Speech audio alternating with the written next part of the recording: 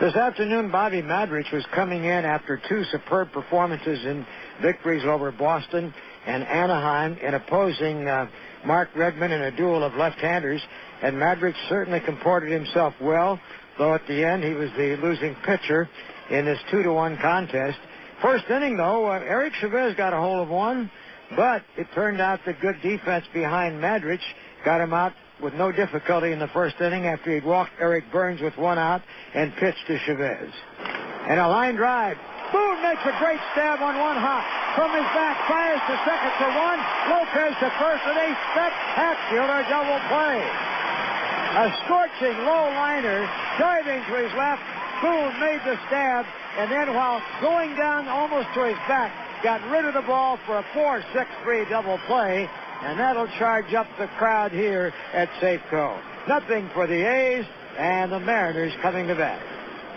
Actually, in the bottom half of the inning, Mark Redmond got some nice defense, too, behind him, because Ichiro made a bid for a base hit to start the bottom of the first, a low line drive into center field, and Kotze made a fine half-sliding catch just above the grass to keep Ichiro from getting a hit, and he did not get a hit today. He went 0 for 4, and he stays at 236 for the year in pursuit of George Sisler's 257.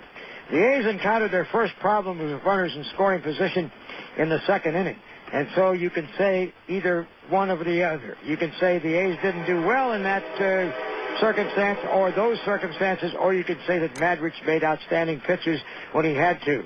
But Hatterberg walked and Dye singled. Jermaine, by the way, had another 3-hit game today after his 2-hit effort yesterday, so 5 hits in his first 2 days back. First and second, nobody out. But then Madrich struck out Durazo, who had 4 hits yesterday. He popped up Crosby.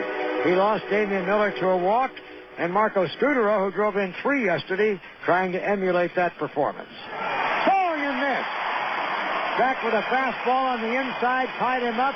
Scudero goes down on strikes, and the A's lead 3 out there in the top of the second. And at the end of 1.5, 0-0.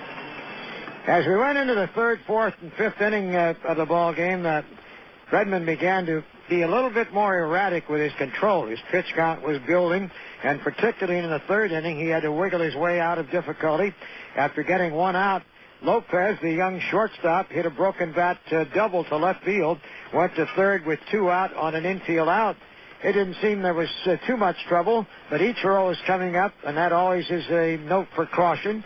Ichiro was walked intentionally, putting runners at first and third, and the election was to pitch to Randy Wynn. But when Redmond got behind 3-0, then that was a signal for Bob Melvin to roll the dice and give Wynn the green light. And it's a green light, ground ball, base hit left field. That'll score Lopez. Ichiro stops at second, and the Mariners take a 1-0 lead.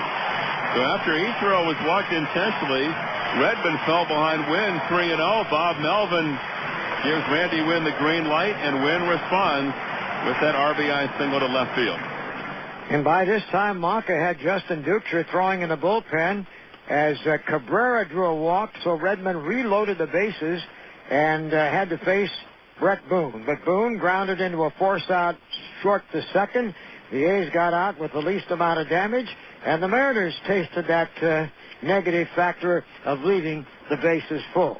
In the A's fourth, Jermaine Dye had his second hit of the day, a double down the left field line, and Durazo tried to do better than he had in the second inning when he couldn't pick up those runners.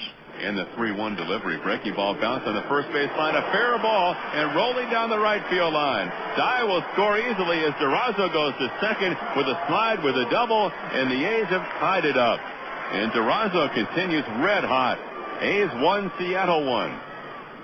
But they couldn't pick up Durazo as Crosby lined out to third and Miller bounced to third. In the A's half of the fifth inning, with 2 out, Eric Burns doubled down the left field line, and Chavez up next wasted no time. There's a drive by Chavez, base hit to center field.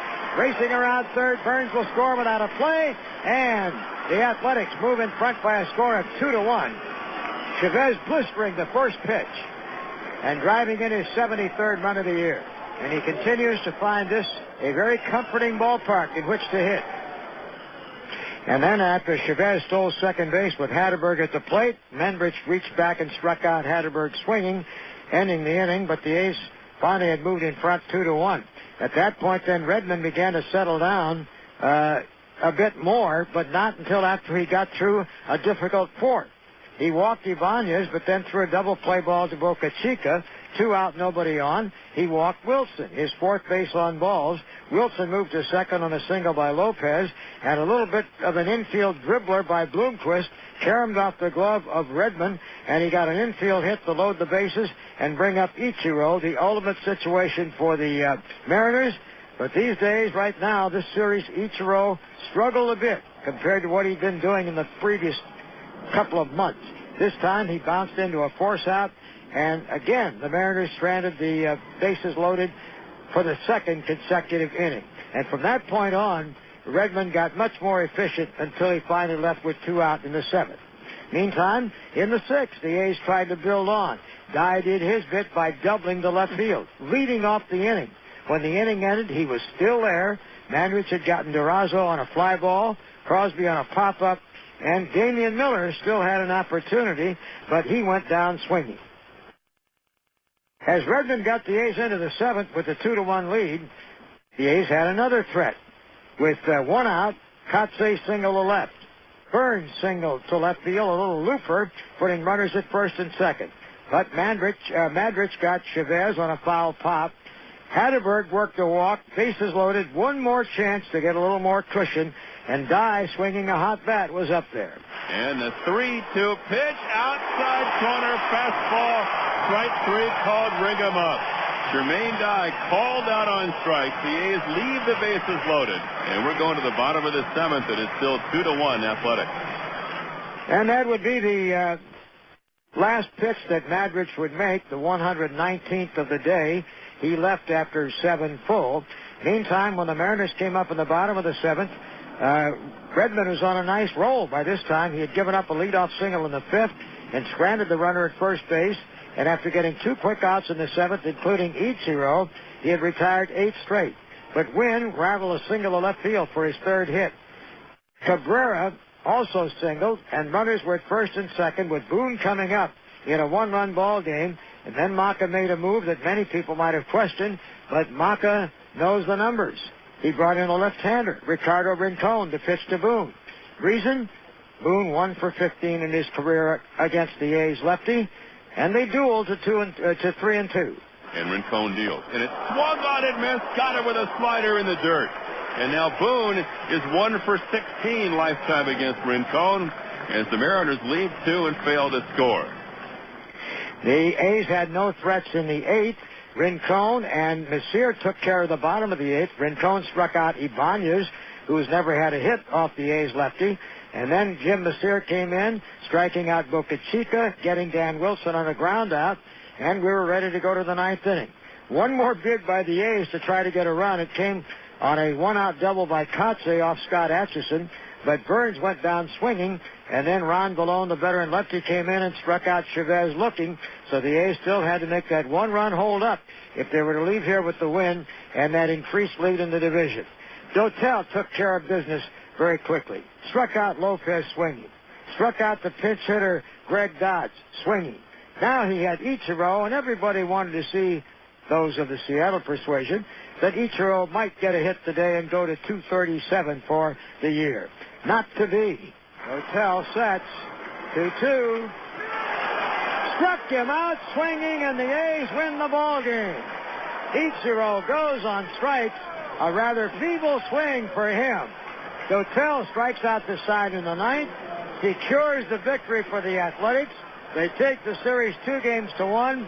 More importantly, with the Angels being shut out by Texas, they build the lead back to 3 games in the American League West. 13 to go. The next 3 will be in Texas. Final score, Athletics 2 and the Mariners 1.